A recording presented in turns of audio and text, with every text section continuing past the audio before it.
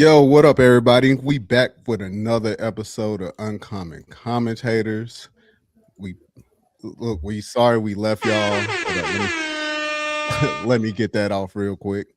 Sorry we left y'all last week. We had a little just a little scheduling differences. So glad to be back with y'all and to give y'all another episode. I got my guys with me. I got my guy Garrett.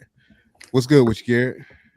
What's going on with you, bro? Ain't nothing much. Just another day in the office and just doing what we do daily. So Yes, but sir. yeah, glad to be back in the office with y'all and talk more hoops as we always Yeah, do. man. Absolutely. And what's going on? I got my guy Antoine. What's good, Antoine? I'm blessed and highly favored, man. Always a pleasure to talk to y'all. Like Garrett said, it's ready to chop up, about these hoops. So let's get Yes, it. sir.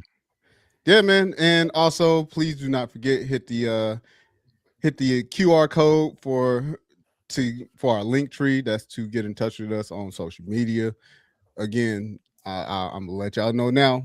Please act right when you pop up, because at the very least, I'll respond. I don't know about my guys, but I'll respond. But nah, in all seriousness, please hit the QR code, go to the link tree, follow us on our socials, man. We'll definitely be happy for you guys to pull up. And also please go and hit that like button, or excuse me, not just the like button for the episode, but hit the subscribe button on the YouTube page so we can get these followers up, get our page up, get us in that algorithm, please and thank you.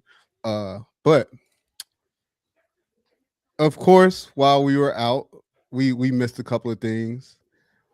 But we're gonna dial it. We're gonna run it back real quick. We're gonna run it back for y'all and give y'all our give y'all our takes on some of the stuff that we missed. My shit better be hot.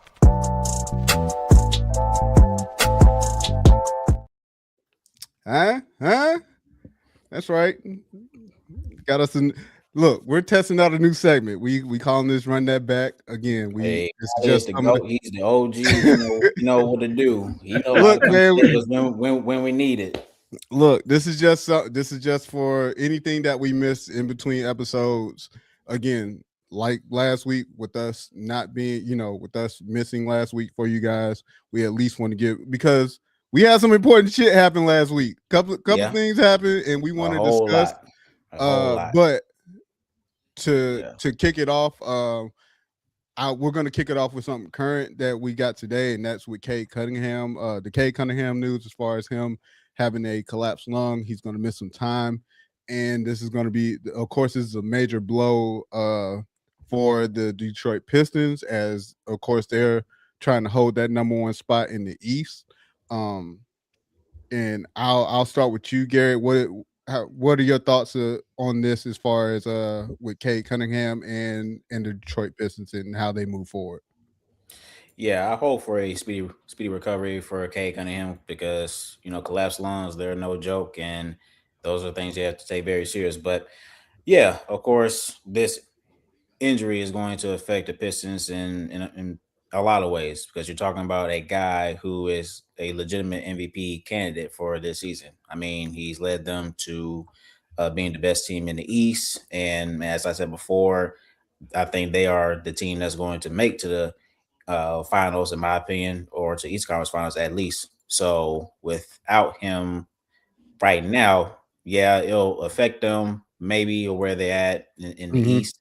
But overall, as if he's back in time for the playoffs, then I think they're in good shape. But Yeah. hopefully that he is in a good place, spiritually, mentally, emotionally, and all that. Because those things, can take a toll on a player. But yeah, like I said, it's tough to see a player go down like that. And so, yeah, if he's able to get back in shape for the playoffs, then I think they're in good spot. Good spot. Excuse me. But I think if anything, I think they may slip a little where they could be a top two seed or a top three, Mm-hmm. who knows? But I mean, overall, Detroit, I think they have enough guys to hold the fort down until he's able to come back and get ready for the playoffs. So, like I said, hope for a speed recovery. And but yeah, I think they're gonna be in good shape. And before you go, Antoine, just to let y'all know, the Pistons, they have a record of 49-19, and they are 3.5 games ahead of Boston. So Mm, it's a tough spot to be in because they've been in first pretty much yeah, it feels like all season. yeah. And to lose Cade at this time, and we're That could closing out the that could season. change. That Yeah, could change. so Now just they'll still that's be why a I top wanted four to seed.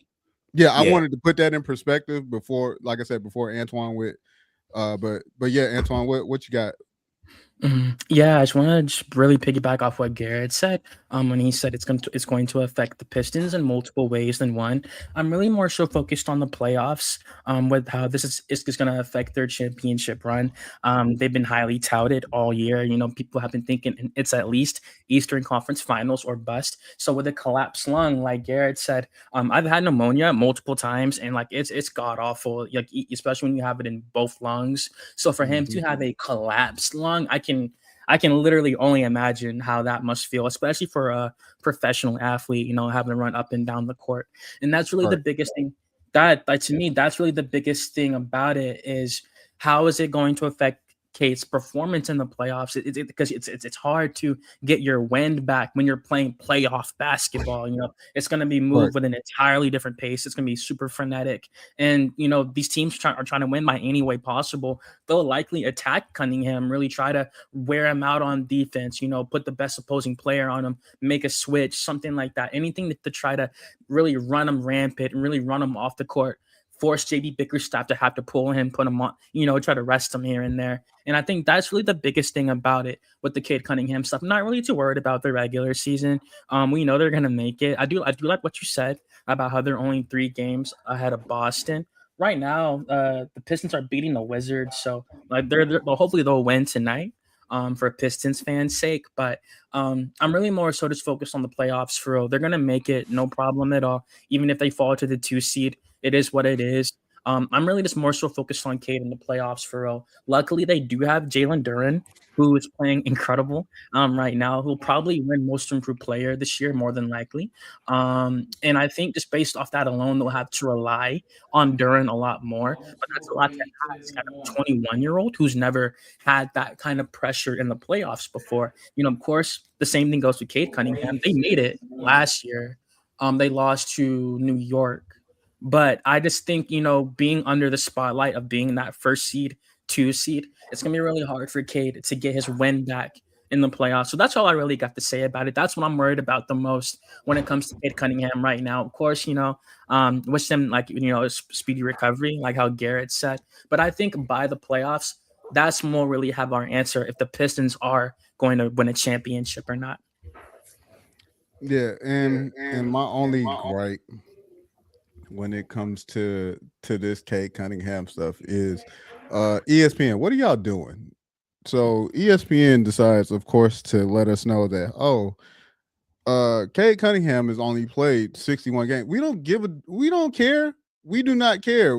Let this man has the news came out that he has a punctured lung. We do not care how many games he played. We're more so we want to make sure that this dude is okay. One, two, that he gets healthy. Three, and excuse me, yeah, two, that he gets healthy. Three, that he's able to come back.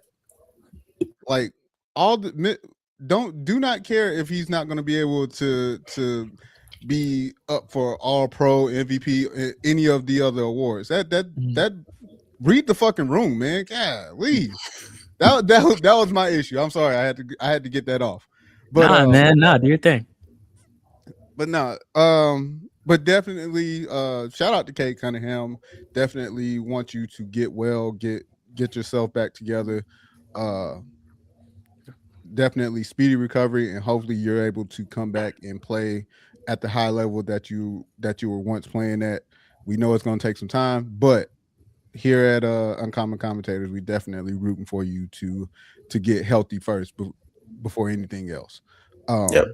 Moving on, this is going to tie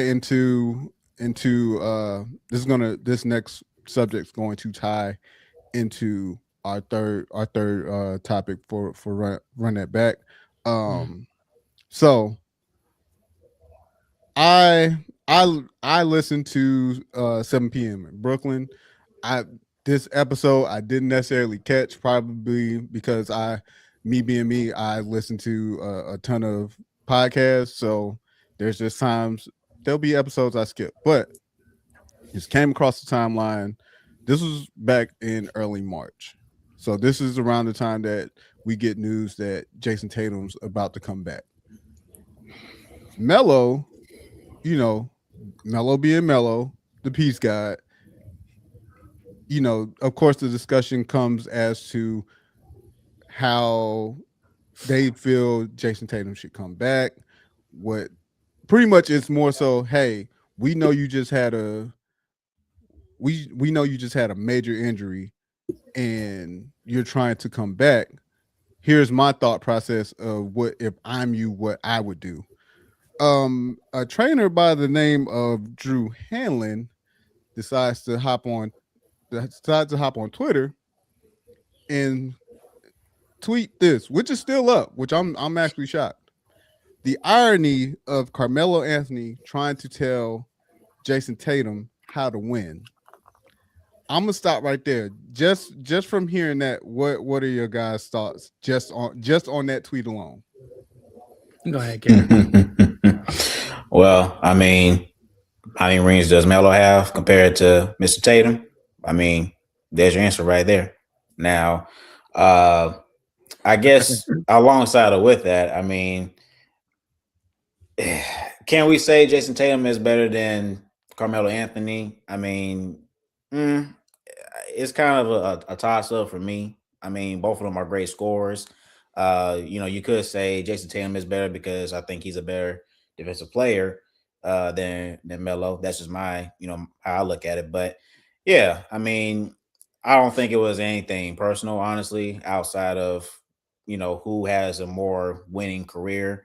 But I mean, no, I mean, if Melo has played in this game for years, and he's a Hall of Famer, so or at least a future Hall of Famer. So I mean, if he's trying to teach, Melo, not Melo, Tatum, a few pointers here and there, whatever the case may be, just to help him. I mean, cool. But I mean, I guess I didn't quite understand the whole means and purpose of sending that tweet out in the first place. I mean, again, Right. I think it's just come out of love and just looking out, for the young guy, I should say. But I mean, yeah, at the end of the day, people know who Jason Tatum is. We know he's a winner. We know he's a champion. So it's just crazy. But yeah, I think that's just how it all started, in my opinion. So, but yeah, so we could sit here and say, well, what does Melo know about winning this and the third? Telling this player what to do. I mean, look, I mean, we know Melo hasn't won anything, but we know that again, he's one of the best scorers this league has ever seen. So I'm not saying he's the best scorer or anything like that, but again, we know that we see what he can do when he has a ball in his hand. So, but I mean, hey, everybody likes a little, trash talking, a lot of, chaos here and there. So I mean, I like it. It'd be funny to see what Melo say after that. But I'm gonna give you. but I mean, hey, I'm gonna give you the response. There's a response, and there's a response to the response. But Antoine, when you hearing that tweet, what's your thoughts? I mean, personally, I just think I think Drew probably has some personal connection to Jason to feel the need to have to defend him like that, or even try to just disregard any advice that someone is trying to give him. Like, who are you to speak for Jason like that? I'm pretty sure Jason would absolutely be receptive to the advice that Carmelo would try to give him. Carmelo being a 10-time All-Star, multiple-time All-NBA. I feel like Garrett's saying, about Carmelo not winning anything, unfortunately, but I do want to defend him in saying that, like, he never had a Jaylen Brown on his team. Like, there was never a point at any time Carmelo ever had another player even near the caliber of Jaylen Brown, who's averaging 30 points a game right now. It was always Melo on every team he was on. So, and even in that, we saw him make the conference semifinals. He was losing to LeBron. I mean, it is what it is, And even when he was in the West, he made the Western Conference Finals with Denver, So we've seen Melo definitely be in winning situations while being the focal point of a roster. So I thought it was kind of, I'll be honest, I just thought it was kind of ignorant to say. Again, that's why I say there has to be some personal connection between him and Tatum, because Carmelo has been in. Well, he's retired, but obviously, like, he was a veteran when Jason first came into the league, so he was already a solidified superstar and all of that. Like, there aren't many things that Tatum has done that Melo hasn't, outside of course, win a championship. And again, that's why I said he never had no one like a Jalen Brown, but we've seen Melo lead teams and win. So I thought it was kind of ignorant for him to saying that Melo can't give him any advice or anything like that. Y'all are being real nice. y'all are being real nice. Cause who the hell are you, Drew? You are a trainer. I haven't seen you I haven't seen you play in the NBA game. I haven't seen you. I haven't seen you. Do none of this Mm-hmm. that Melo has done, or Jason Tatum for that matter. Yep. To pretty much insinuate that Melo hasn't won. Melo's a winner. Just because he hasn't won an NBA championship doesn't mean he's not a winner. Because the last time I checked, Melo got what, four Olympic gold medals Gold or medals. four Olympic medals. Yeah, yeah. That's winning. Melo's accomplished a lot in the league. Now, NCAA championship too. right, you Yeah, got an he's NCAA Syracuse. championship. Like They were undefeated. Yeah. he has a gold fucking jacket. Like, what are we doing? Mm-hmm. He has a jacket. He's a Hall of Famer. Like, what are we doing for you to go? Of course, you won't say the shit to his face, so you go to social media. And I love Melo's response. He's like, damn, Drew, heard that. So of course, as soon as he gets a response, there's a backtrack. There's a backtrack. So The Drew, thread. not necessarily a thread, but there's a response. So Drew goes and says Melo is a Hall of Famer, gold medalist, and one of the best bucket getters in NBA history. In fact, outside of Kobe, he was the player we studied / stole from more than anyone when JT was in high school. High school. Now I'm gonna stop right there. You're pulling a Stephen A. Smith move because it's a backhand. To me, it's a backhanded compliment. Because how you gonna tweet one thing and now you trying to fucking butter me up. He goes on to say my tweet wasn't downplaying how good he was as a player. It was addressing Melo's comment suggesting JT needed to take a back seat in order to win, which again, have you, one, torn your Achilles, two, come back from said Achilles tear, three, to go and play professional basketball. JT is an NBA champion and 14-6 in playoff series. I don't know what the fuck I don't know why you threw that in there. We know what JT has done. Just think the media, especially former players like Melo, who knows JT rocks with him, should be celebrating the fact that JT has worked his ass off, which he did. Had you watched the fucking episode,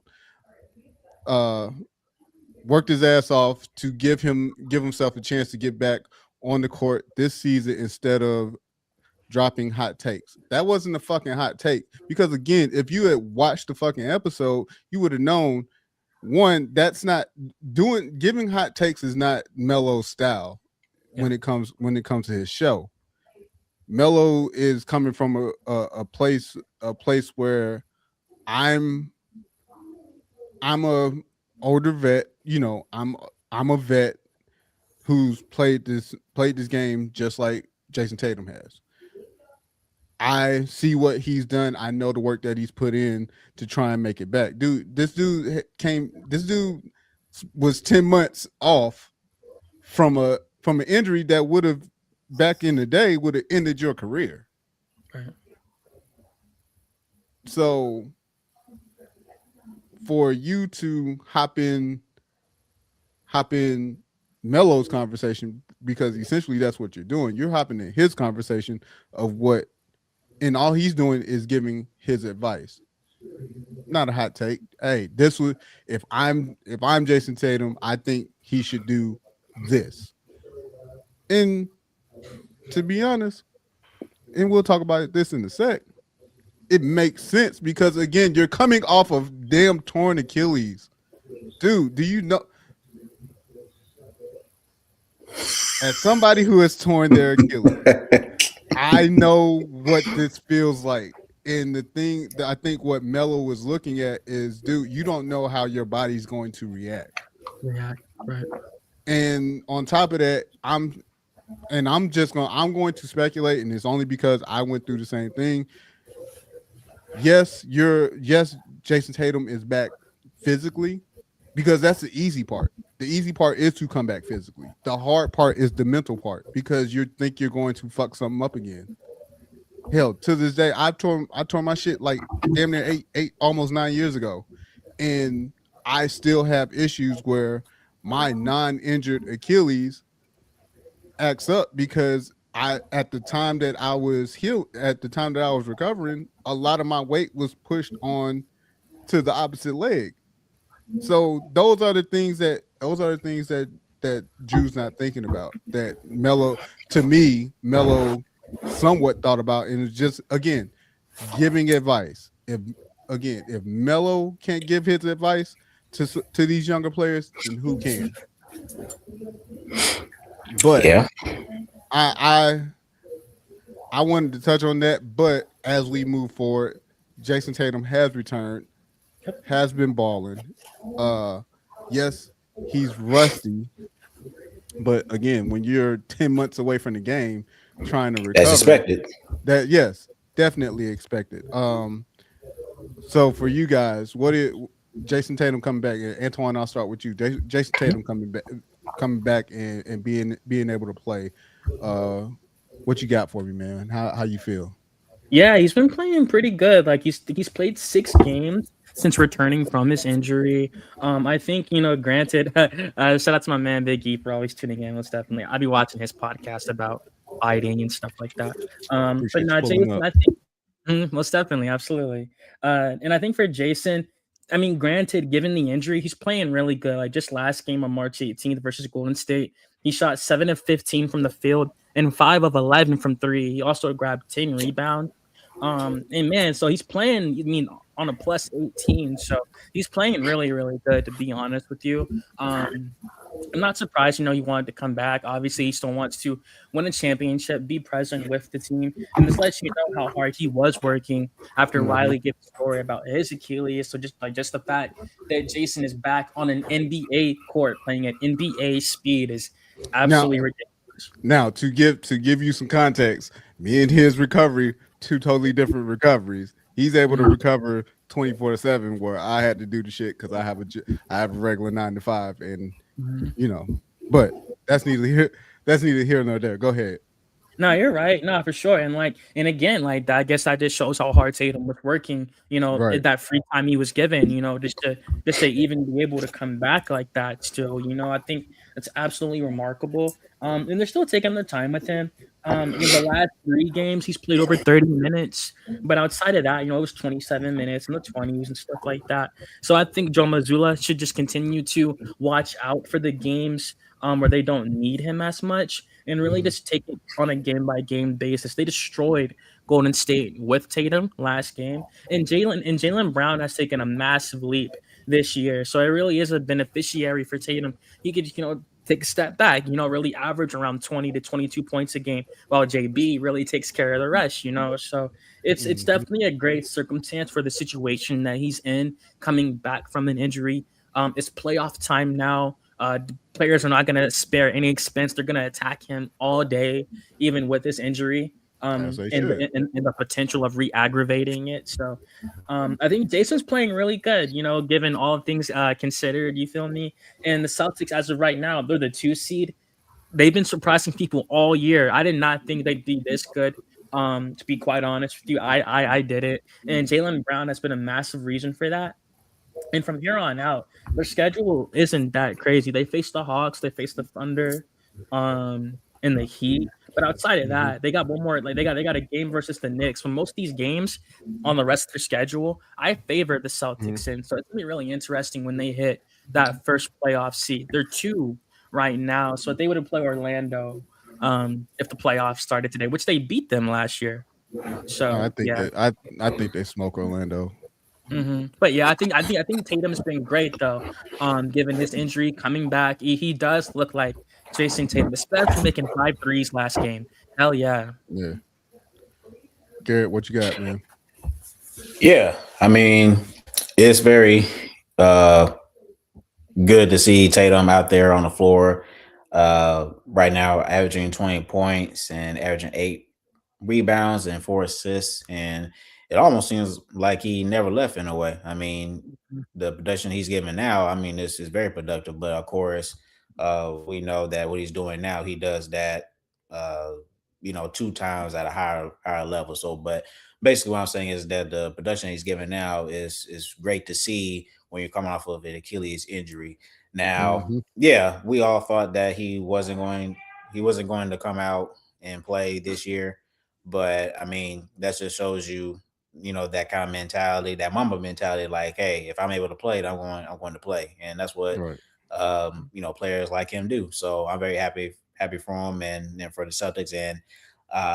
And one thing I will say this here, and this doesn't really pinpoint to Tatum, but uh, I have to give Boston their credit because I really did not expect them to play this well without their best player for the majority of the season. I Of the mean, they season. are a Yeah. top 2 seed, and really they dealt injuries for outside of Tatum too. So Yeah. Brown has dealt with injuries here and there, and other guys, and they had to trade away Drew Holiday and Kristaps Porzingis, and they couldn't bring back Al Horford and stuff. So, but I guess nobody didn't expect them to still be a top 3 seed when they lost, a lot of core players that helped them get that championship run. But no, I think that Joe Mazzulla has done a tremendous job coaching this team, no matter who's out on the court. So that just shows you how really good of a coach he is, along with his staff and being able to get players that fit their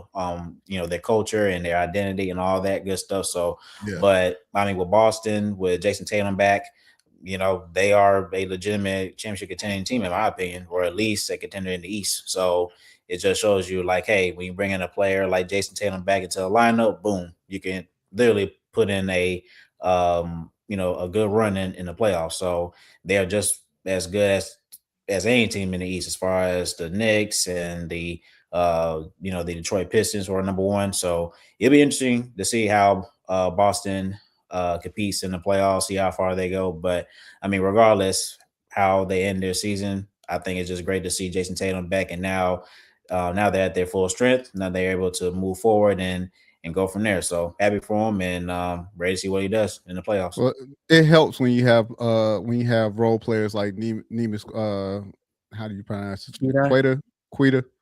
Queta. Yeah, yeah, Uh, it helps when you have role players like him who step up and fill in a Mhm. major void for Hayden them. Like, Pritchard. Like, yeah, I mean, we knew about Peyton Pritchard. Like, we mm, know the It's more other about the players. guys that they end up Yeah, that replacing, because exactly, these are not big exactly. names. So guys be able to come in and And just they've go come out in and and they compete. filled in a major void when it comes Yep. to Al Horford and Drew Hmm. Holiday. You yeah. know, those are fucking major voids to fill. They helped Champ. win they helped win Boston another championship, and to have to fill those voids, that's a hell of a gap to fill. But Yeah, it is. again, like you But said, that just goes to show the type of team that Boston is made of, the type of coaching that they have.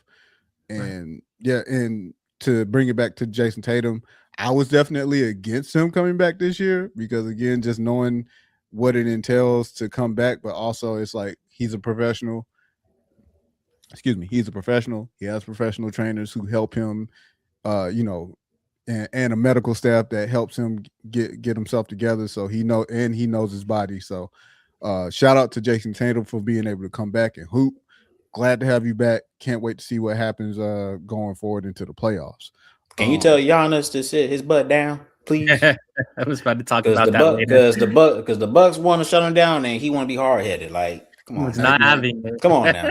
The playoffs I are out the mean, door, Chief. Come on now.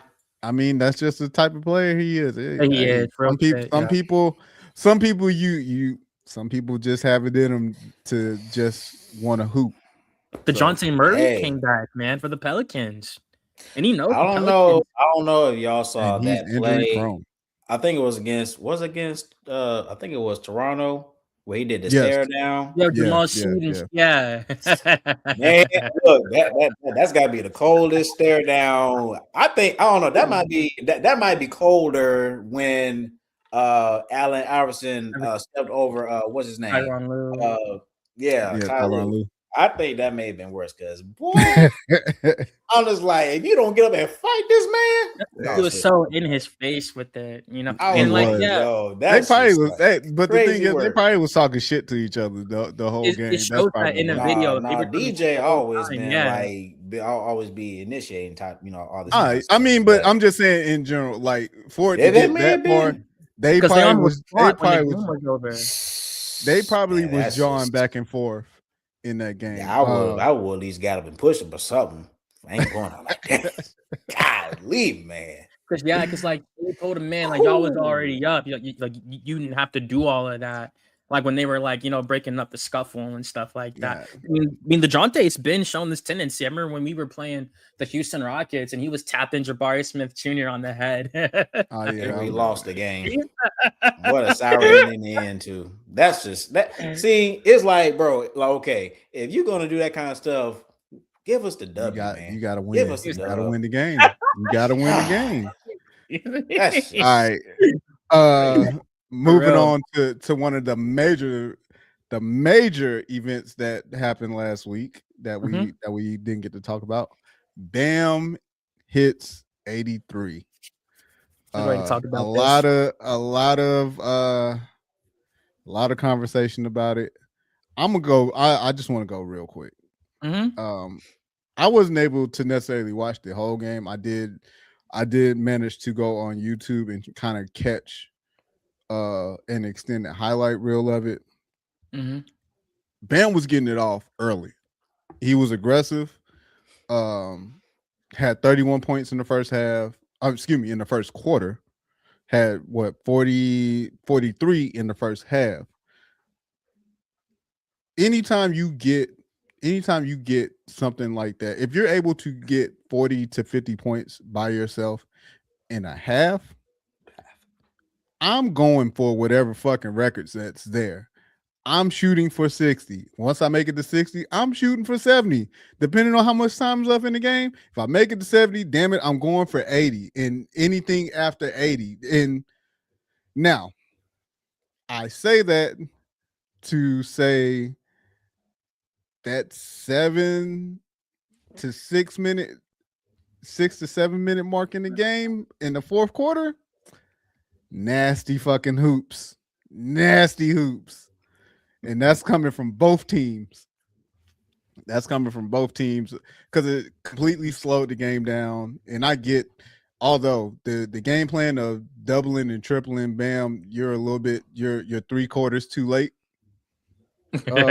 Washington, you should have did that. You should have did that in the middle of the first quarter. Yep. Mm-hmm. But to people that were upset, to me, it was a lot of fake outrage for the most part. Like again, if you're close to now, I'm gonna I need to phrase this in a way because the way I look at it and the way others look at it, totally different. Bam scored 83, and you can't ain't shit you can take away from him. Nope. Mm-hmm. Nope. The only issue I have is the way that game ended in those last 6-7 minutes and the way the game was played. Because you completely slowed the game down. Now we getting to shoot free throws. But I can say shout out to Bam. Yep. Because one, you have the second highest single scoring record in NBA history. 2, that takes a lot of fucking stamina to shoot that amount. This man pretty much. So a quick breakdown: 14 He had 14 made twos, which totals to 28 points, 7 threes, which is 21 points, and 36 Free throws. free throws. Dog, do you know how much energy? Do you know how much energy that takes? So I'm just more so I want to celebrate Bam on this more than anything. Again, yes, the unethical side of the shit is horrific, but in the grand scheme of things, this shit it's in the books. Like Bam said, it's Wilt, me, and Kobe. Ain't nothing nobody could take away from him. So shout out to Bam in these 83 points. That shit is wild to see. The commentary from a lot of Kobe fans is hilarious. Kelly Oubre. But because that was like I to the players and coaches who have their little shots at Bam, you go do it. That's all I'm saying. You go do it. You can say, yeah, this person had a better game. Cool. That's all fine and dandy. But when you look in the record books, Bam is up there. And again, there's that's nothing going nowhere. This is going nowhere. And ain't shit we can do about it. Unless somebody but else. That again, that's all. That's 83. All, yeah, that's all I got. Although I do think somebody's going to score 100. That's another conversation for another day. But Antoine, go ahead. You got the floor, dog. Yeah, I kind of actually wanted to ask you right quick, because you said most of the stuff that I was going to say. So I wanted to follow up with you by asking you, on January 22nd, 2006, Kobe Bryant scored 81 points over Jalen Rose in the Toronto Raptors. Just pulling up what he did on that night in 2006. Kobe shot 28 of 46 from the field overall, which is actually relatively pretty good. He shot 7 of 13 from 3 and 18 of 20 from the free throw line. And they won that game, 122 to 104. So I wanted to ask you, because obviously they're going to compare it and stuff like that. And it's just 2 points, you know. Which one did you think was more impressive, the 83 points or the 81 by Kobe? 81, and that's just more so the fact that the Lakers were down. They were down, like 18? Yeah, they were down 18 points in that game. So they needed all of those points. Now, to give a little bit of context, Kobe could have stopped because they were up by double digits before he got to 80, before he made it to 81. He could have stopped. He chose to keep going, and that's fine, because guess what? Anybody, to me, if you get up to a certain point, I feel like if you get up to 40 to 50 points, and let's say there's still some time left in the game, let's say another quarter, anything after that, you're stat pad. And that's part of that was one thing when it came to Bam. Oh, he's stat padding. So the fuck what? Right. Devin Booker scored 70 fucking points in a loss. Guess what? He was fucking stat padding. They lost that game. People love to give him props for scoring 70. They lost. Boston beat that ass. So, like, what do we? Again, I don't want to go off on any. I'm trying not to go off on any more tangents.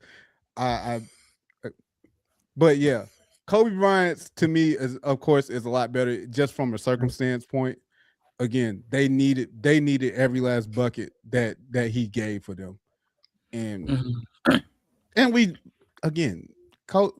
knew the ball. We knew who was going to get that ball, because who else was he going to pass to? Fucking Smush Parker, right? So. But we can compare games and all this stuff, but again, it's in the books now. It's in the books. Nothing we can do about it. Jeez. And even then, like Garrett, I'm I sorry. was Go going ahead, to say Ryan. no, but just think about it, like 4 players to score 70, 60, 70, 80 points. Like, if we really want to draw it back a little bit, Klay Thompson probably could have broke this record a long time ago. He did not play in the fourth quarter. That's what people fail to realize. Y'all should thank Steve Kerr for that one. Because I would have pushed his ass out there. Hey, go. Let's see what you can do before you start fucking up.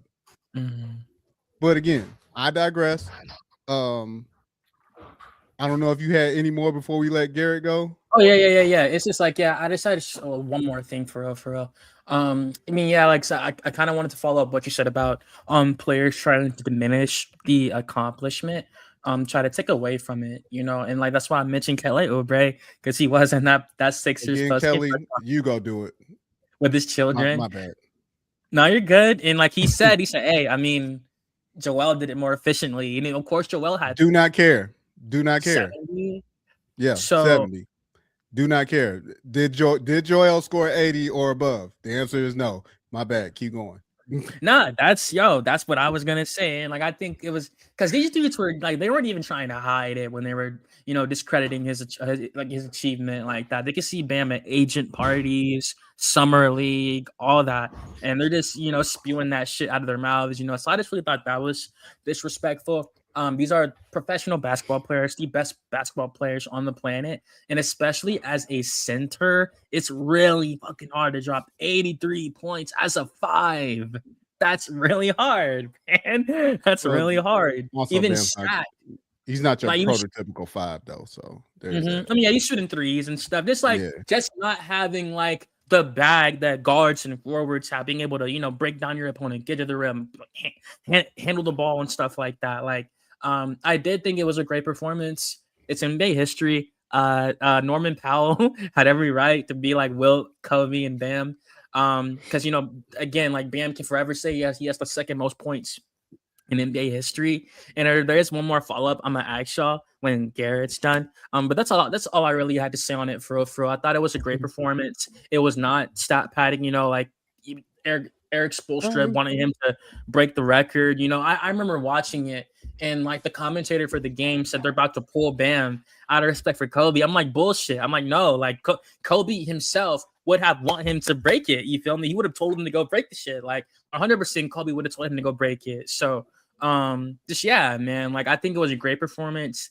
Shout out to Bam, most definitely. And yeah, man, he's been with the Heat. I mean, it's like 2017, man. He was the 14th overall pick. He's at the end of the lottery. He's a multi-time All-Star now, and he's in his prime. Of course, the Heat, they're not mediocre or nothing like that. They're still the Miami.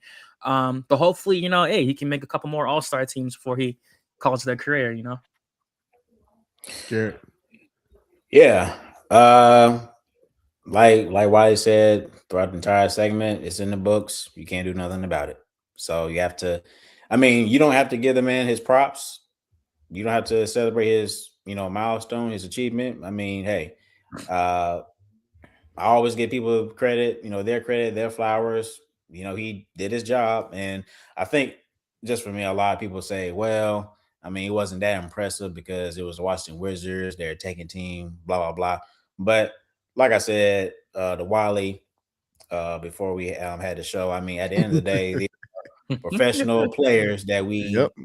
face again. So no matter if it's the top seed or bottom seed, these are still professionals. So at the end of the day, you gotta give credit when it's due. So I have to give Bam his credit for his 83 points. But yeah, to Antoine's point, yeah, not it's not even common these days to see players like Bam Adebayo that plays the forward or center, not even scoring 80 points, but more so of just scoring like all three levels, being able to Yeah. score anywhere on the court and still get the free throw line, all that kind of stuff. So so I think that's what makes this achievement more impressive because this kind of production doesn't really happen for centers or big men. I should say. So yeah, even when I didn't watch the game either, I didn't had the opportunity to do so. So I watched the highlights and stuff, and I mean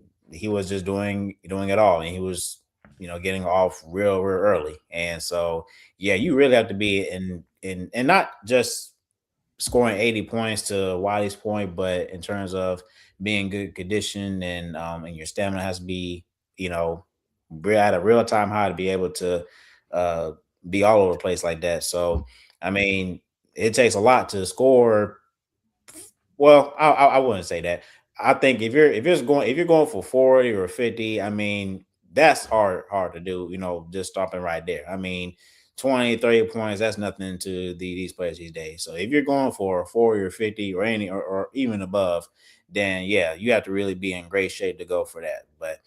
Right. But no, so it is what it is. And I don't think that this would, you know, shrink Kobe or anything like that. I mean, at the end of the day, to Antoine's point, yeah, I think for Kobe, he's always been a cheerleader for everybody. I mean, if this player or that player has a chance to be great, then he's gonna root for them. So it's not just about him. It's just he always had other guys, best interest. So that's the one of the best parts about Kobe. But yeah, like I said, congratulations to Bam. Yeah, it would be interesting who's gonna score another 100 points.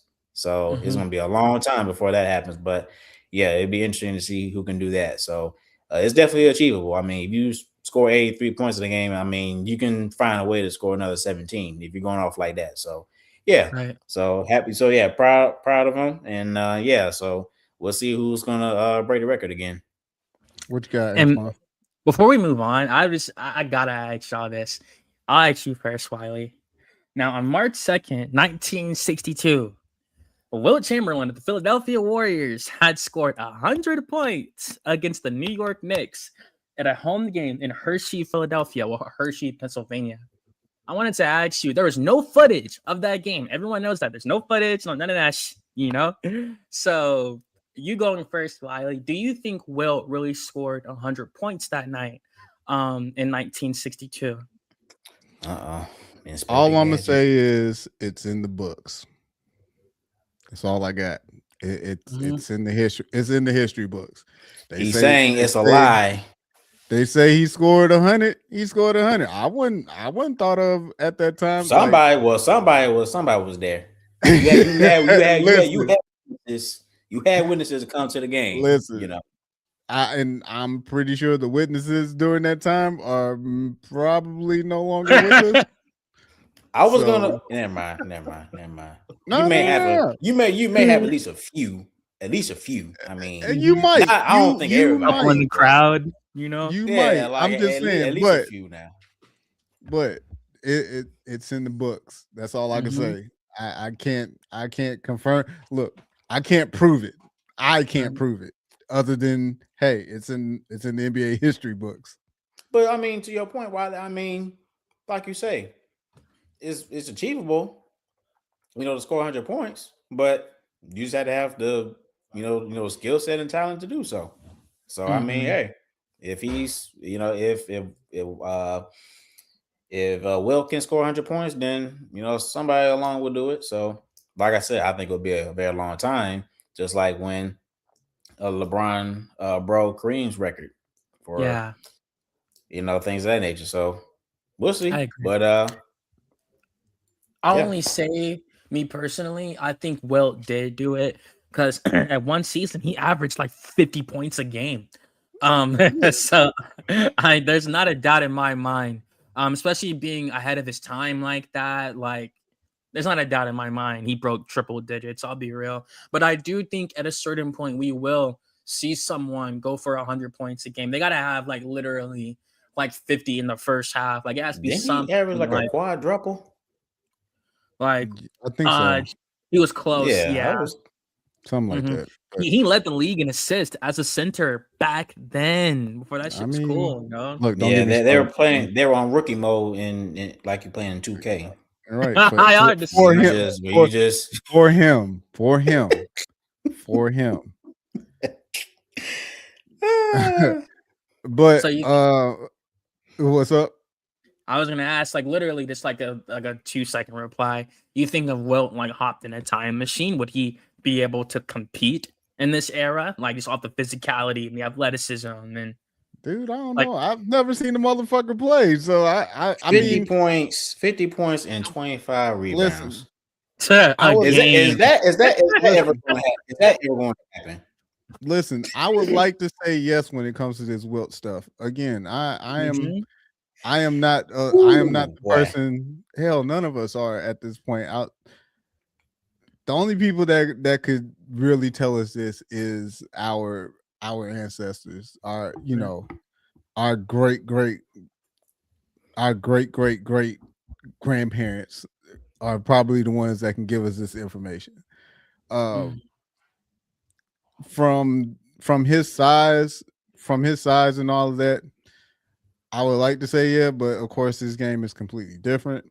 Absolutely. So, I mean, who knows?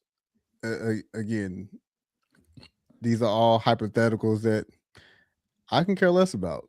Oh yeah, Mhm. I Kelly do have Oubre. breaking news, though. I do have breaking news. Okay. I do have breaking news.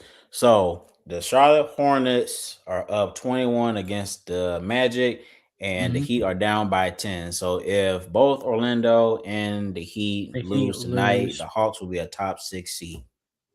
Antoine, Damn. we made it. Antoine, we made it. Yeah. Anyways, I'm good. I'm good. I said get that out. I can't believe you. I can't believe I let you get that off. Nah, man, like yo, I can't believe. I 11 can't believe. years. I can't 11 believe years. it. A top six seed, Riley. Everybody calm the fuck A down. top six 11 The years. season seed, ain't brother. time out. Time. Everybody calm down. Everybody still got games left.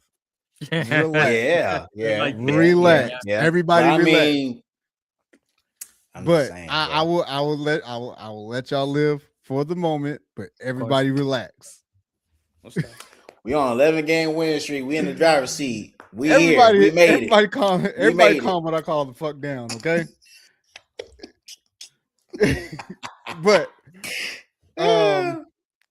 to wrap this up, Mhm. we got news that there is going to be an expansion team vote for Vegas Yep. and Seattle. In These Seattle. are two teams that we did mention earlier in the year when we had discussions about expansion teams that we thought that would be chosen, two teams that would be chosen to be a part of this whole expansion portion. So the NBA, there are to hold a vote at the boards of governors meeting sometime next week to explore adding expansion teams exclusively Vegas and Seattle for the 2028-29 season.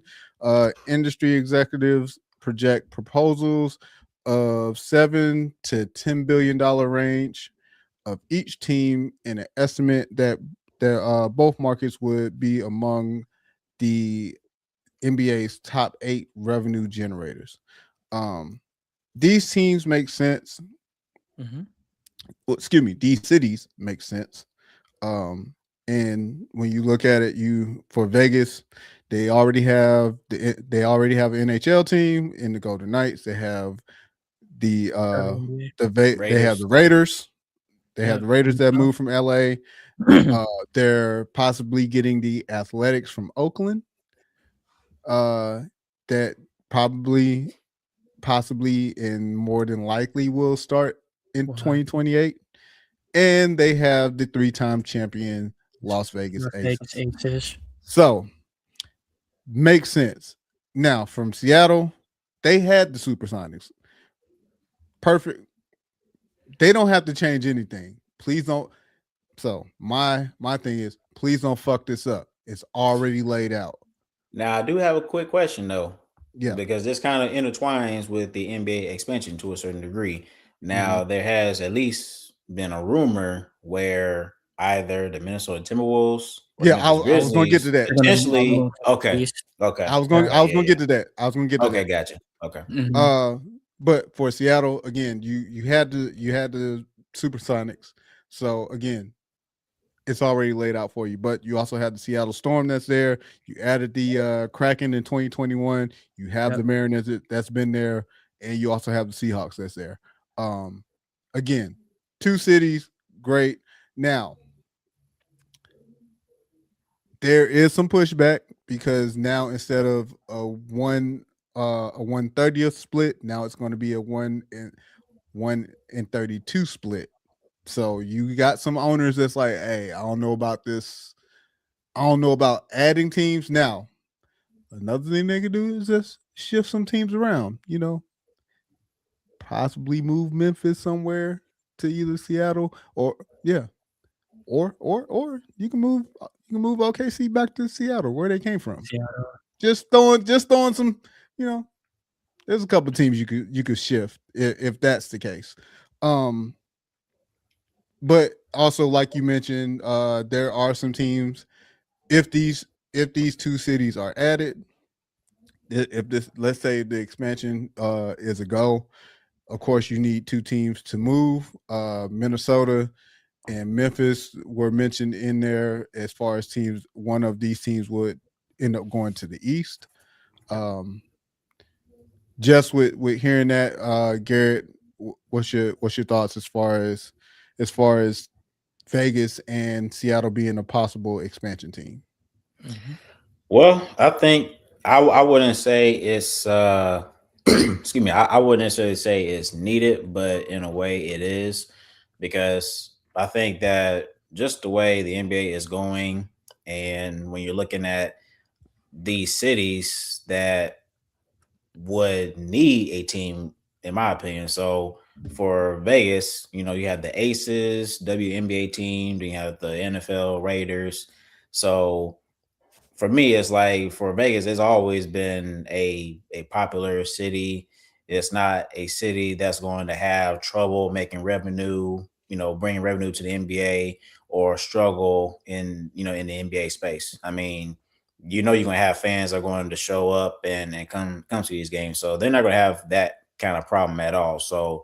Um, so just to have an NBA team in Vegas, I think that's going to be um, a much needed thing. I mean, when you have the NBA Summer League, where does that take place? In Vegas. In So Vegas. it's not really, so it's not like a city that nobody's not familiar with or question like, hey, can this NBA team succeed in the NBA to any degree? So it's a very familiar city. So me being in Vegas for the first time, I took a trip there and just seeing how the people are there and just looking around and see what can make Vegas just be more exciting to come. Mhm. Yeah, I think Vegas is definitely a city that would uh, take the NBA to the next level in terms of excitement and just having that fan experience that a lot of people would want. I mean, Vegas has always been one of those cities where there's always something to do. You Going could on. be at a casino or you could be at an NBA game, NFL game, whatever. So they have it all there to make it happen. Now, as for Seattle, I mean, it's kind of like going down on memory lane. I mean, to the widest point, you had the Seattle Supersonics. So, but that team went to Oklahoma, and now the OKC Thunder. So now it's like you're, um, I guess, uh, making that team, a whole once more. So now you're revamping, Seattle and really bringing back that team back. So, um, now you're like taking it back to the old days as it was once before. So, yeah, I think these are very, very great ideas, honestly, and I hope that it Mhm. does get approved.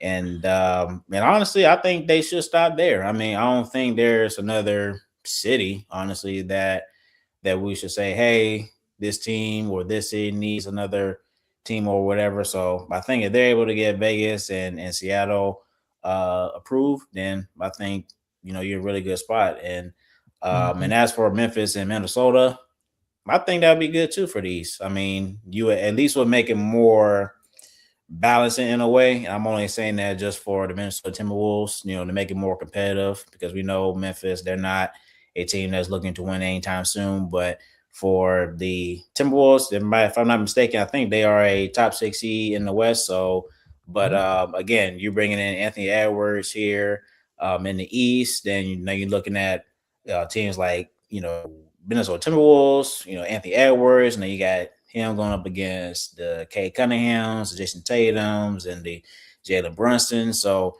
now you're making the East, more interesting. So we always know that East has always been a weaker conference compared to the West. So now you're, bringing a Western Conference team that can help even it out a little bit. So that's what everybody wants. They always wanted to see competition. So if you're able to get this done, then you're heading in that right direction. So I think it's a great idea. Yeah, man. Like same thing with what Garrett said. I think all the locations are going to be extremely lucrative for the National Basketball Association. I'm kind of interested to see how that Seattle move is going to go since Oklahoma like basically absorbed their history. I think they even have their I don't know if they have their jerseys up in the Paycom Center because I know Seattle did No, retire. Okay, no, yeah, they cool. they once they moved to OKC got their own. They got their own. History. I think Uh, so. Just not to necessarily cut you off. I think what'll end up they're fine. happening is OKC will have their history, and then Seattle will probably gain like the majority of their history back. History. That's what I think. I don't know. That's just my guess. But go Yeah, ahead. because I was wondering how they were gonna do that because they won a championship in 1978, so they definitely had they had a storied franchise having players like Gus Williams, Tom Chambers, Jack Sikma. It was so many players they had for the Mhm. Seattle SuperSonics, and I think most of those jerseys did get retired. So they actually have like literally their own history. They've won championships. They've had Hall of Famers. So I am curious to see how it's gonna work out when they go back to Seattle. I'm sure I the do think. city's gonna fight for it. So Oh yeah, for sure. Because I mean, it's like a part of it. Restarting from zero would just make no sense. They have championship banners. They could literally rehang back up there. mhm. If they got them stored somewhere, of course, stuff like that. But I do think it'll be the Supersonics. I've always thought that the Grizzlies should come to the Eastern Conference because Tennessee is only like 3 hours from Georgia. So Yeah. I never really understood why they were in the Western Conference to begin with. I think that's only because like the Well, they Vancouver came from Grizzlies, Vancouver. Yeah, they came yeah, from like Vancouver. and they wanted to stay in the Western Conference, so they Well, Yeah. did people that. have said the same thing kind of for New Orleans. For the Yeah. It's Pelicans. not too far of a drive though, but Right. yeah. And even then, man, when it comes to the Pelicans, I was doing research on them. The Pelican is like that's like Louisiana's state bird, so that's why like they Yeah. chose the Pelicans. So it really is kind of makes sense. Like most all 30 teams really do have something that aligns with where they're from. Obviously, there's no Raptors in Toronto Mm, and stuff like that. I mean, most of them, because like people be like, "Oh, there's no Grizzly Bears in Memphis and stuff like that." no, Like they're always, I was more Well, so you know looking at what? the Utah Jazz because the yeah, Jazz that too. Of course, they they were the New actually Orleans, were yeah. So and it made perfect sense. It made perfect sense. well, I'm just saying as far as like the Hmm. movements and like all of that shit was weird, but Hmm. we digress. No, I Now, agree. question: do y'all think now? Okay, outside of Seattle and Vegas, if you had Mhm. to pick at least one more city or two, this is just a thought. Do Because y'all man, think a good team? Do you think Alabama and Kansas will be a good state? I think Either New or. Jersey should get another Alabama, team. no. Alabama, I no. think, Okay. No. And you I said think, I what? think What other? New Kansas. Jersey, I know you said New Jersey. What you said? Kansas. Kansas, Because you got the Kansas. Kansas City Chiefs. and the Jayhawks. Well, Kansas So I City is in mean, Kansas City is in Missouri. yeah, Missouri. Hmm. Excuse me. They have Yeah, Mizzou as yeah. well. Nah, I wouldn't do Kansas. Um. I'm Oh, that's thinking, a good question. like That's a good. I Maryland for sure. mean, Maryland for shit show. Maryland I'm just thinking of well, city you for teams. got. Well, no, you got I'm just thinking of DC. cities where they You have have like like a competitive basketball football culture. team or football. I Well, mean, yeah, like yeah, I I get mean what you're basically saying. football, but either college or NFL. So I Yeah, mean, I get what you're saying. Now, if Nashville wouldn't have got rid of the Thrashers, Thrashers. in Nashville is still I would say Nashville, because you got the Titans there already. You had the Thrashers, Hmm. and I mean that's another Even city that Atlanta you could Thrashers. possibly. Huh? You mean the Atlanta Thrashers, like the hockey team, or was there another It was a team in hockey there? team. It was a hockey team in Nashville. See Uh-huh. now I gotta look this shit up. No, it's Damn it. all good. Yeah, well, for the record, I think they're trying to bring the Oh, they Thrashers no. back I'm to sorry. Atlanta. They have a current team. My bad. They have the Right? Predators. So Mhm. Nashville's a city that you could possibly drop an NBA team in there. NBA team. Just throwing it, or you can move Memphis to Nashville. Just because at this point you don't. If you let's say you I add mean, these it's two still in teams, Tennessee let's. though. I mean, But I'm saying it's still shit. Nashville jumping, my boy. you could add. You could add another team. And they building To a new Tennessee. and they building a new stadium, a Yep. new football Cool. stadium, like For the Titans. for the Titans. Yeah. Like they're Oh, I didn't building a know new that. stadium right now. Yeah. So that's why I'm like Nashville. If you're going to do it, if let's say if you're going to move a team, so to speak, into a city, Nashville is definitely one of those cities because they're already building. So you might as well, if you're going to do it, keep going. Just like Vegas is. Vegas is already Vegas is already building. They're already building their baseball stadium Right. on the strip. So On the strip. Wow. yeah. So That's it's great. Where That's exactly on the strip? where Tropicana used to be. Okay. Damn, Yeah. that's crazy, bro. I So don't know yeah, how. so, I don't know how they're gonna do I'm that, just but so and that's how I look at it. If you already have NFL, MLB, construction, NHL. yeah, just a sports. If you already have sports in that city, that's the best place. And I mean professional sports. Because yeah, I know they used to have the Kentucky Colonels, but if you bring them here to Louisville, that'd be cool. But me personally, I don't know. I don't know how that would necessarily work because that's going to be your cash cow, so to speak, for the city, minus the Kentucky Derby, but that's only once a year. they should move the Nets back to New Jersey though. Jersey. I think New Possible. Jersey 100% deserves a team. 100%. They had a team longer than they didn't, you know. Even they had Dr. J, man. You can move the Nets back to New Jersey, and if you want to add another Yep. New York team, you could To New do York, real shit. Yeah. Nah, I agree. I wouldn't overpopulate it. Like that. At least Because move back to New Jersey. that New Because Jersey, New York area is that New Jersey, New York area is pretty solid, and it's not that long of a travel to each each way. So We can take that into account in traffic. It is. look, man, Because man, I don't I'm live telling there, you, and that traffic. look, I don't live there, and I do not care. You better catch the damn train. I did Man, want to I took the ask train you, once though. before. I said, "Sheesh." It's a lot just to like navigate to make sure you get on, All right, man, the right come on, train. man. We over an hour in. We still got stuff to talk about. But go ahead. Let's finish this up so we can keep this train moving. Yeah. It was just one thing. So you think they should stop at 32 teams? Like they shouldn't maybe have like 34, 36. No, Like fuck no, because you're gonna it's gonna be oversaturated. To be honest, 32 teams is oversaturated. But I know why they're doing it. So 32 teams. Because the NFL has 32 teams in the NFL. So I was curious. you're end up oversaturating the product. Yeah, I mean, you might as well do every state if you hadn't trying to add Right. If you're gonna do Because it, they're already all they're already 50 changing the states. draft. Right. What's that? I said they're already changing the draft. So with expansion teams coming in, because you still in the gonna draft, you're gonna have to do an expansion draft. that's about to be so that's about to be crazy. Yep. So good luck. If that gets approved, good luck.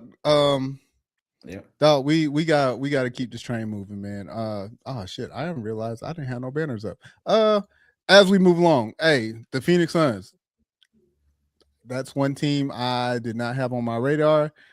Mm-mm. I felt like after they lost KD, dog, when you lose KD, CB3, DeAndre Ayton, and Bradley Beal, although it did not work for them, Right. that's a lot to lose. And then you lose all that, and you're way better now than what you were when you had that team. Um, And they it clinched the postseason. yeah, and it shows how much they were able to reevaluate the team, pick up pieces, pick up pieces in Mark Williams and Dylan Brooks Dylan Brooks. and Hell yeah. make it work. And they're currently seventh in the West at 39-30. Um, Antoine, I'll start with you. What have you seen when it comes to the Phoenix Suns and their resurgence and being able to have this team in playoff position at the moment? I just think everyone knows their roles. Everyone knows their roles on this team. Absolutely. Like Devin Booker knows with no Kevin Durant, no Bradley Beal, he 100% has the green light, and he has Mm-hmm. taken it this year, averaging 26 points a game with 5 assists and 4 rebounds. So I think it's really been on Devin Booker really asserting himself back as the number one option on this team. We know Kevin Durant, you know how they were in the playoffs, so they lost to Denver and stuff like that, and they didn't even make it the next year after that. So yeah, I think it's just everyone knows their roles. It's a clear indication of the offense and the defense. And I think the biggest part for me has been the tone setter, which is Dylan Brooks. Dylan Brooks has been phenomenal this year. He's taken a massive leap, averaging 21 points a game with 4 rebounds and 2 assists. And we know how good of a defender he is as well. So I think really getting Dylan Brooks for the future, it's really like done really wonders for this team, like on the court, in the locker room.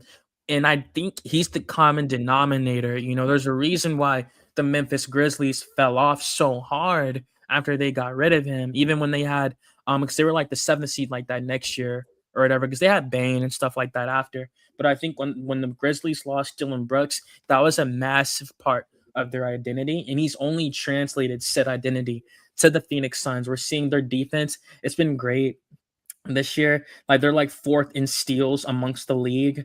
And like they're locking down teams right now. Like their opponent rank, like for their scoring is like the seventh. So they're locking teams down. They're like a top 10 defense. They're great in the passing lanes, averaging almost 10 steals a game. The Phoenix Suns are. So, like I said, I just think everyone's really found their roles. You know, Grayson Allen. Say what you want about him for sure, but he's averaging 17 points a game this year on 29 minutes. And again, he's still a solid 3-point shooter at 35%.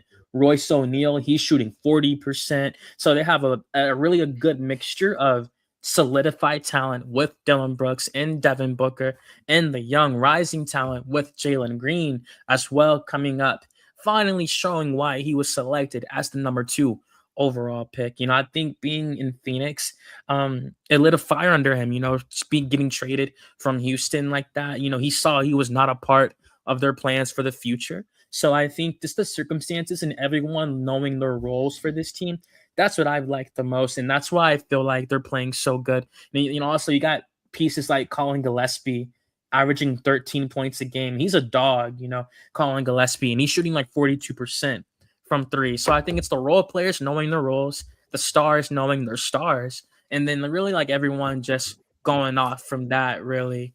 And they're moving the ball really, really well as well. So I think the biggest part of it is that everyone knew their roles this year compared to last year, where it was too many hands in the pot on offense.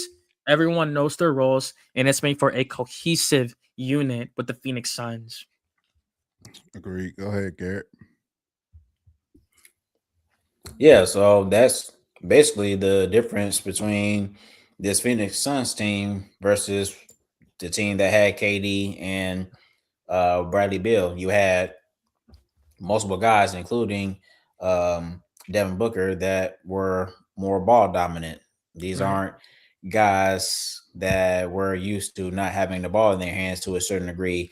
I think Kevin Durant does, because he's having to learn that with a team with Steph and Draymond a little bit. So, but for Bradley Beal, he wasn't really a fit. I kind of understood the whole means and purpose of pairing, Bradley Beal and Devin Booker to a certain degree, because you want to have a high volume scoring in the backcourt, but at the same time, the fit just wasn't there. So now on this team, you have guys that not sexy, names compared to Kevin Durant, but again, you have guys that are more of a fit. Guys that can fit with Jalen Green, Dylan Brooks, Devin Booker. You drafted Kamal Mayawak this past draft, so Got you Mark had Williams. Mark Williams. So you adding, you have Mhm. Russell O'Neal. So you have guys that can play. So I think this just comes to show that you can really compete at a high level when you emphasize fit over bigger names. So, Yeah. not saying that Bradley Beal and Kevin Durant they can't contribute or help teams win. We already know these guys are a incredible talent, and we've seen what they've done on the floor. But at the same time, fit really does matter. And I think sometimes that can be an understatement because people don't really value that sometimes. So when you find players that fit your culture, that fit your identity. Same thing as I mentioned about Boston. So you don't have to trade for big names or anything like that. But if you find the right pieces, then you can see results just like this, where you Yep. can clinch a playoff, postseason, playoff spot. So yeah, they're playing very, very good. And so now we know that they're not going to win a championship or anything. So, but it just depends on how this front office is going to, take it with Devin Booker, who's getting up there in age. So he's still kind of young, but That's still funny. he's getting up there in age. Yeah, but no, they're trending in the right direction. So yeah, we'll just see how it goes and go from there. But yeah, it's very impressive to see them because they haven't really been that good ever Mhm. since they made it to the finals a few years back. But now they are a playoff team. They clinch a spot, like I said. So yeah, we'll just see how they do. But they're trending in the right direction. So I think they're finally understanding like, hey, you have to do things the right way. You have to, value, fit over big names if you want Yeah. to try to move in a direction to win. Yeah, this was definitely addition by subtraction. Yep. You hit the y'all both hit the nail on the head, especially when it comes to finding fit. I said immediately when they going to get Kevin Durant is one thing. Adam Bradley Beal is where you messed up at, because when you think about it, you put Bradley Beal alongside Kevin Durant and Devin Booker. That does not fit, because again, you have three people who need the ball in their hand. Kevin Durant, not as much, because like you said, he learned to be able to do that in Golden State. But overall, you have three people that need the ball in their hand, and then you have to figure out, all right, at these late game situations, who's getting the ball. You have that notion. So now you somewhat clean house, so to speak, but you end up bringing in the right pieces, and now okay, we know that Devin Booker's getting the ball late in the game. We know that we have a couple of rim protectors for our defense. We have a pest in Dylan Brooks, who's going. We know at the very least he's going to play defense. He's going to get out there and get up under the opponent, somebody's skin, and you know pretty much do the dirty work to make sure that on the defensive side that things are getting done. You mentioned Grayson Allen. Grayson Allen has always been a solid piece for them. So again, these pieces are working, and we're seeing it, and they're continuing to what seems like they're continuing to get better and better by game by game. Um, I'm interested to see what they do going forward. Although I do chuckle that you said Devin Booker's getting old.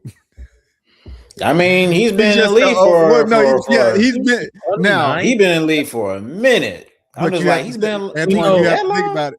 yeah, when you have to think about it, Antoine. He's been in the league for a little bit. Because he came in, he was like 17 when he got drafted. He was like one of the youngest rookies. But again, we're not talking about He's 29. Yeah, it's we're not crazy. talking about age. We're talking about Oh, We're Miles, talking about Miles. we're talking about I from got a Yeah. you. basketball sense.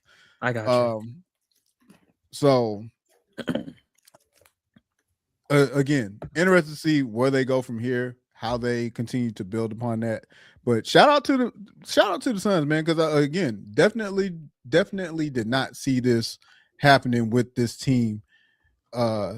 As far as them being held, not even let alone the playoff team, because I think they can get out of this. They have a chance to get out of the last four and get into that 6 seed. And Yeah. the Hey, way the great. way the Hey, Rockets the way the Rockets have been playing, They're falling mm, apart. it's not too far fetched that we're these going. We're Suns going. We're can going get for that 12, 6 seed. Antoine. We're going for 12.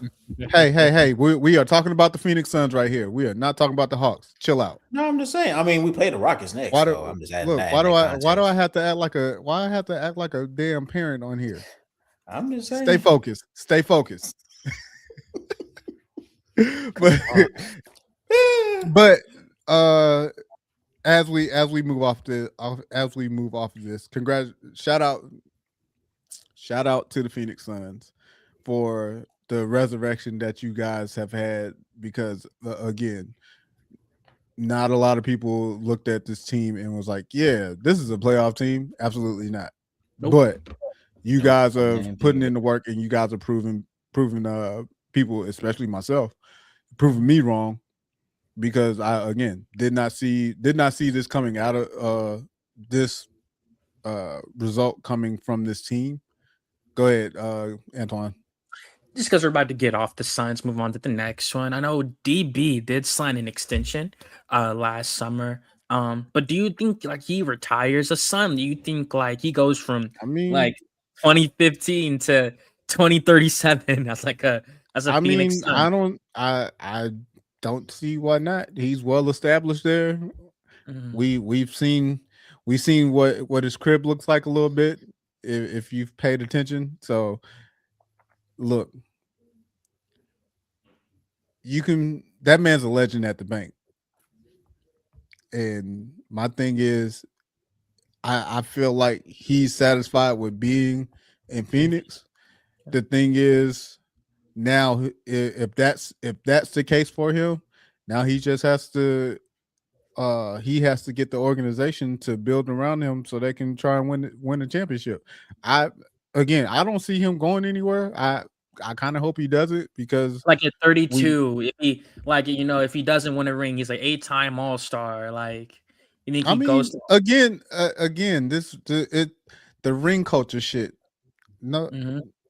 nobody cares. My thing is, you've already, in the grand scheme of things, you made it.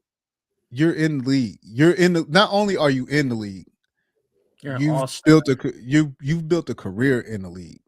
You're a known entity in the league.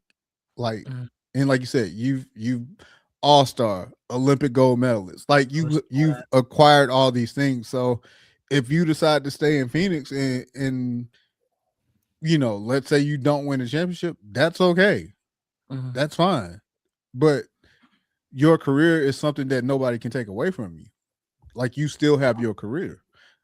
And that's the part I need a lot of, especially the younger crowd. I need y'all to get your mind away from the rings. Yes, the objective in the NBA, yes, is to win the championship. Championship. Not everybody can be winners, guys. Not Mhm. everybody. No. If everybody can win, guess what? Everybody will have an NBA championship. Everybody Yeah. can't do it. Everybody can't do it. But that doesn't take away from a player's legacy and what they've done in the league. So Right.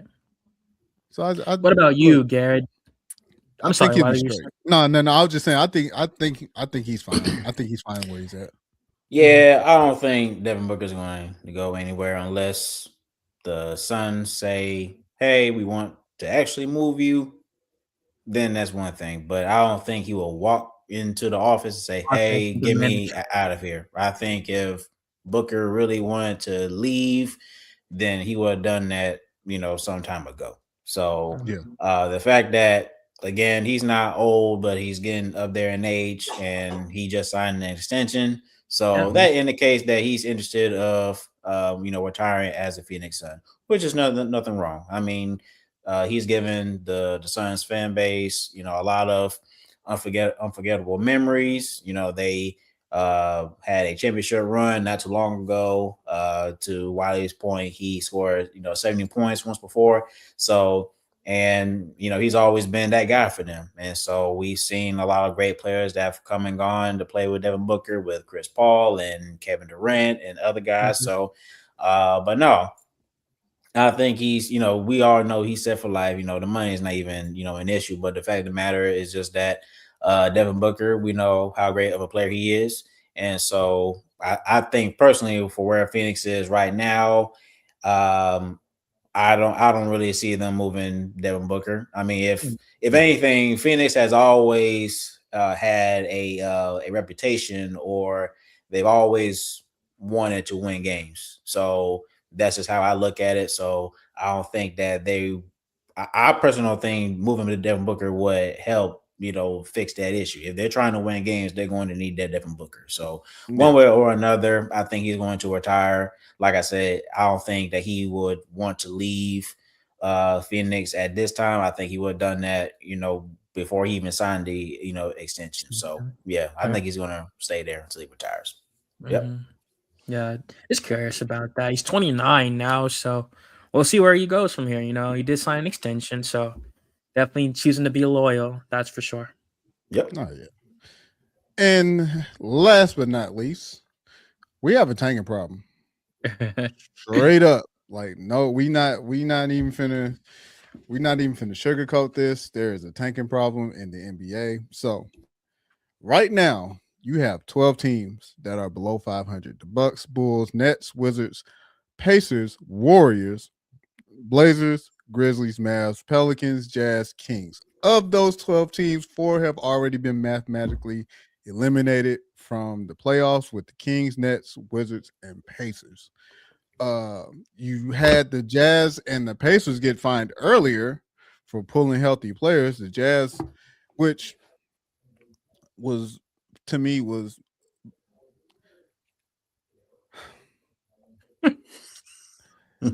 that was a bunch of bullshit. You find the Jazz 500,000 because they rested Laurie Marketing and Jaren Jackson Jr. for the entire fourth quarter in two competitive games, and then you find the Pacers 100,000 for arresting Pascal Siakam and two other players against the Jazz.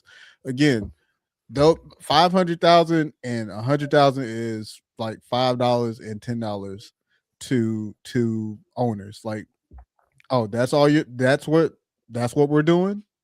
That sure, I will cut this check, and you do whatever with that money. But that's not stopping teams from doing whatever the hell they want to do when it comes to this tanking. Um, of Well, we course, all know Adam. why. We all Well, know yeah. why they all teams thinking. Well, Adam Silver. It was said that Adam Silver informed the GMs that he Yep. planned to make some anti-tanking rules for next season. Here are a few of them: allowing top four protected picks or lottery protection on traded picks, uh, freezing teams' lottery odds at the trade deadline or later, That's crazy. prohibiting teams Which we had that from right now. prohibiting teams from landing two straight top four picks and That's or after consecutive bottom three finishes. Now not allowing teams to land top four pick 1 year after they were in the conference finals, aka the Indiana Pacers rule. Uh, allocating lottery odds by 2 year records rather than single season records. Adding an all play-in team for the lottery and flattening the lottery odds. All this shit is stupid to me. I'm just we'll just stop there. Because how I about we agree. just take away the lottery? Take away the Wow. lottery. Well, okay. So if you take away the lottery, then That okay. allow So that if you allows for took away, okay. So if that you took the allows. lottery, if you took the lottery away to this year, Mhm. then how would you go about with teams drafting Cooper Flag, all these ABC other always. guys? I mean, A- not Cooper Flag. Excuse me, like Cam Boozer, AJ yeah, DeBessa. You just sign the players then? ABC always be recruiting. You go out. You got to get out there like a college coach and go recruit. You And got try to get to. the rookie to sign. Yes, Yo, it's not. It's that So not. so so So so think if about OKC went to Cam Boozer and say, hey, come on to OKC, for real, man. yeah, they Come can on to pick and OKC. choose. That's going I to And mean, they be do that. that'd be crazy. but now you have to think about it. Okay, so they're going to have to make room. Like it's not going. It's it's not like Salary OKC's going to like somebody's going to have to go. So because you have to think about it, you still have to do this within the salary structure for the rookie. So let's say OKC wants to go and try and get Cam Boozer. Somebody got to come off that roster. You gonna have I to don't make. think You they have got no to make room. problem. No problem with that. Yeah, I'm Or just saying, say but if you got to make. But AJ it's Benson not go to going. Spurs But or you have to something. think. But you have to think about it. It's not going to be somebody on the bottom of the roster for OKC. It's gonna be somebody that Yeah. that has a decent contract. So you're You gonna talking have. about Jalen J Dub or Chet Holmgren? Yeah, I Maybe. mean, because that was pure IQ on Sam Presti's part. oh yeah, Purely but IQ.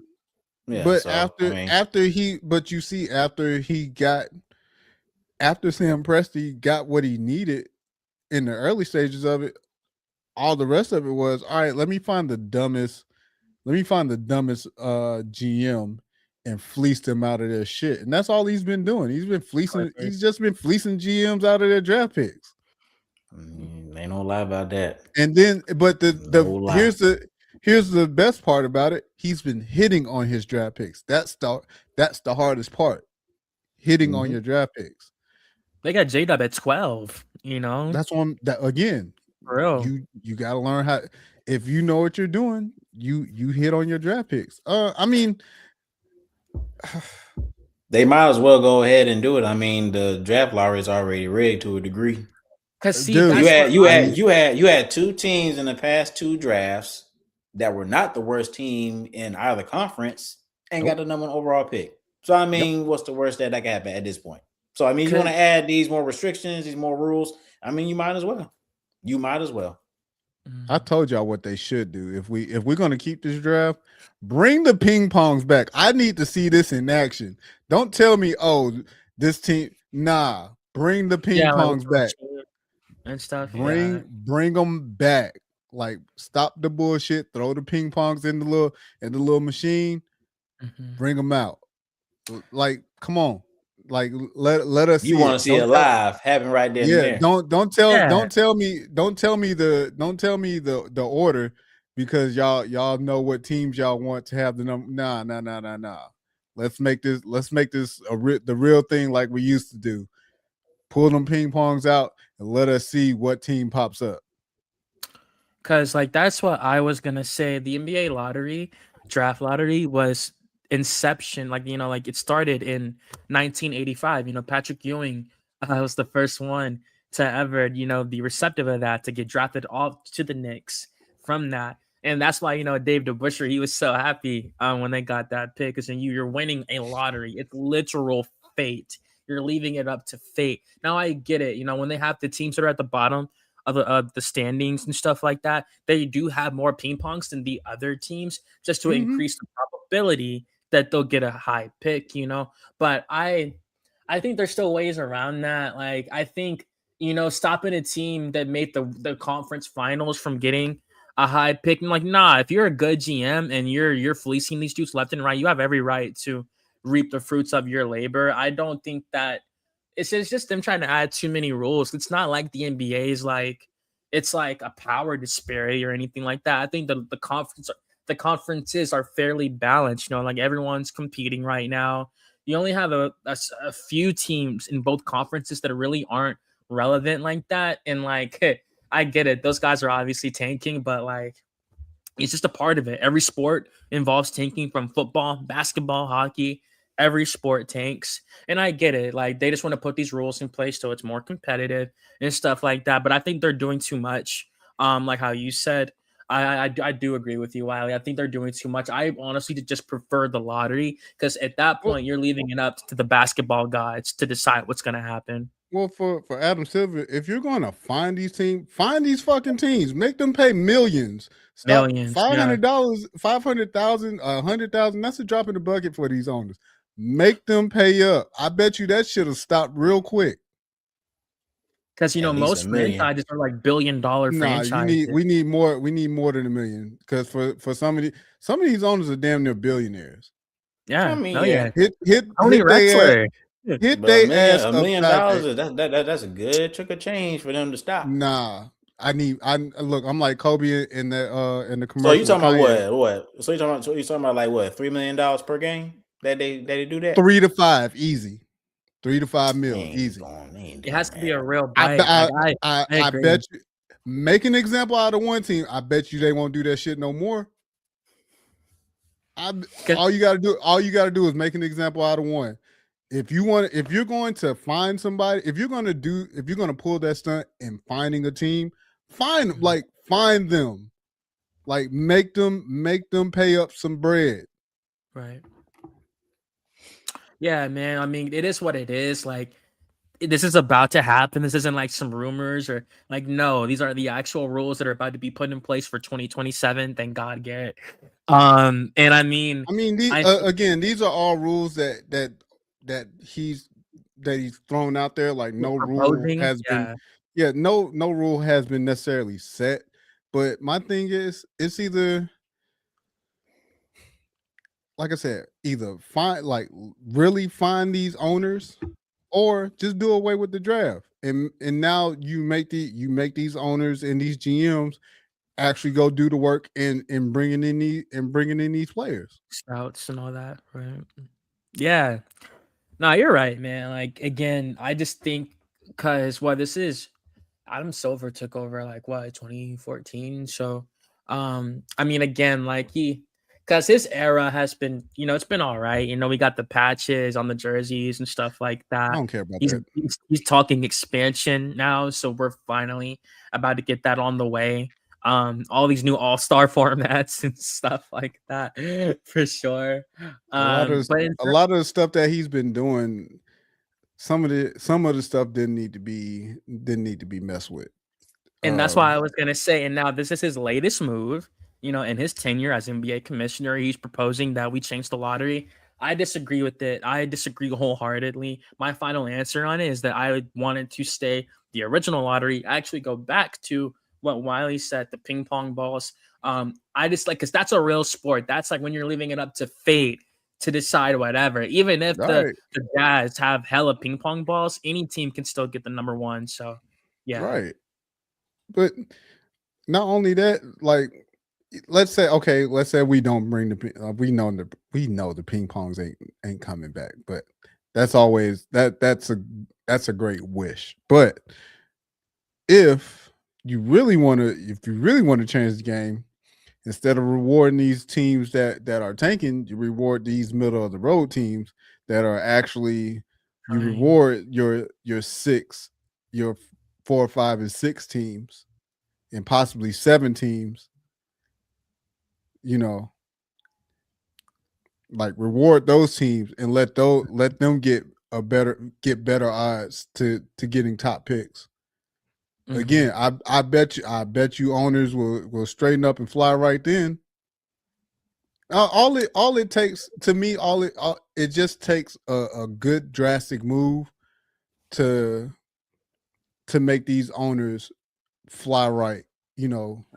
Kind of fly a relatively straight and narrow. Yeah, you're gonna get some bullshit here and there, but for the most part, these owners know what they're doing. And depending on the owner, depends on how they look at the sport and how they want to so-called make money with these teams. But also, I have another theory when it comes to this as well. Please. And but nah, I can't put this theory out right now because we're already at 140. But put it like this: my theory ties with the WNBA. So that's another topic for another show. Mhm. But um it just, to me, a lot of these owners, they know what they're doing, because again, all of this shit is a business. Like, a lot of this deals with taxes and tax breaks and all this other shit. Like, these owners, they know what they doing. Because this is not just oh, we're tanking to get this player. A lot of this shit is, it's a business, it's a legit business move for these owners. Right. But also, you're messing up the game for us as fans, especially when you're tanking and then you're still charging high ass prices for fans to come and see the game. Like, what are you doing? If you're gonna tank the season, fucking tank those prices on the tickets. Like, I don't Mhm. want to I don't want to pay $150 $200 to come see a trash ass team. Like, what are we doing? When we know that you're planning to lose in the season, you're sitting out Right. your star player, you're sitting out star players, and us as fans are coming to see said star players. So again, I can go on about I can go on and on about this because of the fact that just on the strength of just being a fan of basketball and knowing how much tickets cost to go see games. Especially a The playoff game. man, but I mean, well, shit, we ain't even talking about playoffs because these are teams that ain't making the playoffs. But again, to charge these ridiculous prices, and you as the GM, you as the owner, knowing that y'all aren't playing to win, and we get there. So let's say we all decide to go see a game, and at the time that we buy these, let's say we buy these tickets at the beginning of the season, and then game time comes up, and fucking three players aren't playing in said game, but these are three players that we came to see. Bitch, I want my money back, because I didn't come to see the bench mob play. I came to see my star players play. Yes, the bench is part of the team, but also, just because you made the decision to tank, don't mean us as the fans have to suffer. We're already Mhm. suffering by having to watch this shit on TV. So again, that I'll get off my soapbox on that one. I don't No, know no, if I you mean, like, I yo, don't know if I you guys have anything else when it comes to this tanking. When it comes to this tanking in the NBA, uh, I If the know Hawks I land a top four pick in this oh, draft, then I'm good. I I'm don't about, care what I'm about happens else after that. I'm about to fight you, dog. I had me to get that out. personally, I had to get that like, out. I'm sorry. it's like, yo, like I said, like tanking's always been a part of every single sports league. Not like I think in the NFL they're not trying to tank like that. I think they really just Oh no, end no, up. no. There. Some of those teams but you don't have the amount of teams in the NFL. And yes, yeah. Well, no, because they have what 30. Two teams, Yeah, they have 32 two teams. But yeah, teams.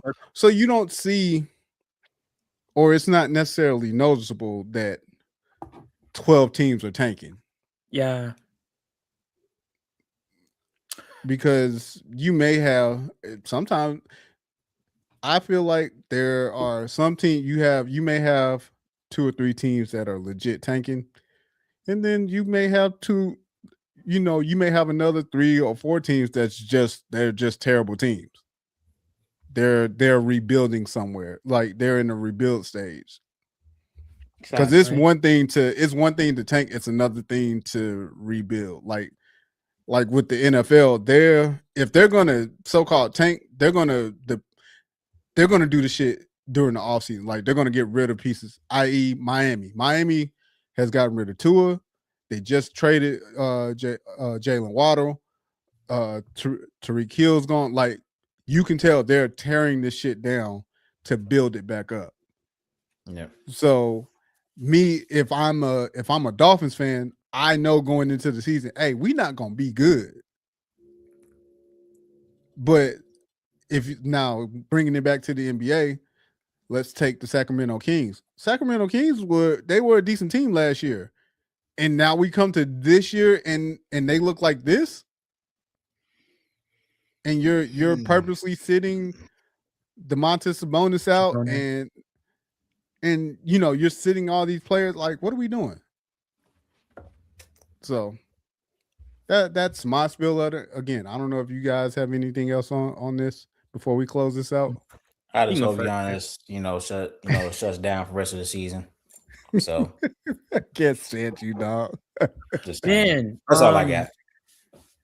Like I said, you feel me? Like I do think that what the changes they're implementing, I think it's gonna be detrimental. I think if it's not broke, there's no need to fix it. Because I get it, man. You got the Mavericks getting the number 1 overall pick, but look at them this year. They're one of the worst teams in the Western Conference. You know, I get it. Like that's part of their injuries, and even when they got Cooper, they still had Anthony Davis on the roster and stuff like that. But I think that, like, again, if it's not broke, there's no reason to fix it. I think it's him just trying to do too much. Plus, the teams that are tanking, no one was expecting them like to win anyway. It's not like at like the snap of a finger, the Jazz can just go on a 15-game win streak right now with their personnel, even if they have their Pacers. The Pacers have an alibi. Tyrese Halliburton. We knew Tyrese Halliburton. We knew Tyrese Halliburton was hurt. Miles what's his name? Turner.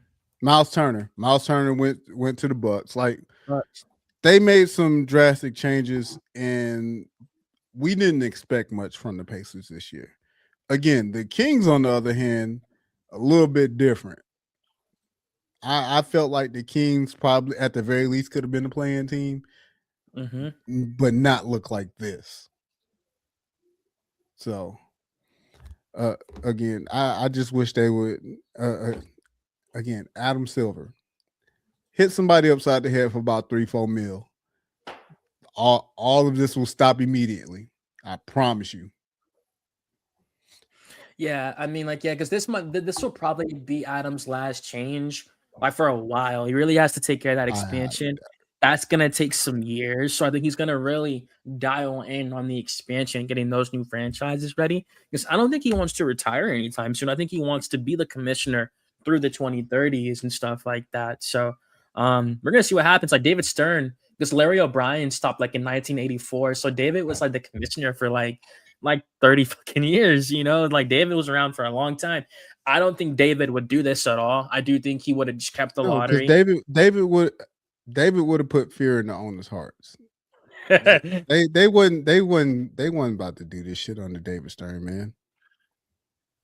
But so also everybody loved David Stern. Like people love David Stern, and also he would seem to me, at least as I watched growing up, he seemed to be a no nonsense owner, but also it was more so the fact that he cared about the players, but he wanted to make sure that the product was good. So, as the owner of the NBA, like you have a shit ton on your plate that you have to navigate. The thing is, there's sometimes you have to make some hard decisions. David Stern was never, at least to me, David Stern was not afraid to make those hard decisions. You know, Allen Iverson to tell you, a lot of those players would tell you when it came to David Stern, he was, you know, they would talk with him, he'll set the record straight, they move on. Yep. But I just don't. I just feel like these owners would not be. These owners wouldn't be doing this at not this open. There we go. They wouldn't be doing this as open as they are because in the grand scheme of things, this is this is was David Stearns and is Adam Silver's baby. So the thing is, you have to take care of this entity. Now, you have 30 children that you have to look after. And so you have half your damn children that are running rambunctious doing whatever the fuck, while you have the other half that are making sure that the product is the product. Right. So it's a balancing act. I just think if he makes an example out of one, the rest will fall in line. I agree. The rest will fall in line. But as we close this out, man, we appreciate everyone that pulled up with us tonight. Please hit the link tree, hit our link tree, the QR code over there for our socials. Please like, share, subscribe, comment on the YouTube page, subscribe to the YouTube page, tell a friend to tell a friend to tell their grandma and them to pull up and come chop it up, come hop in the comments, all that good stuff. But before we close this thing on out, do you guys have anything before we shut this thing on down? That's it, man. Shout out to Kate Cunningham. Shout out to Jason Tatum. Shout out to the ladies in the WNBA for getting, their CBA negotiations. Ladies finally got paid what they're worth. We got news that Adria Wilson's supposed to be the first one, not surprising, to sign a supermax. So hopefully, she gets her bag, most definitely. And that's it, man. Shout out to the ladies. They finally got paid. I can imagine that was really hard, Garrett? The Hawks are the 6th seed. Go Hawks. That's all I got. And on that note, we are closing this bad boy out. We will holler at y'all next episode. Enjoy March Madness. They're giving my theme music.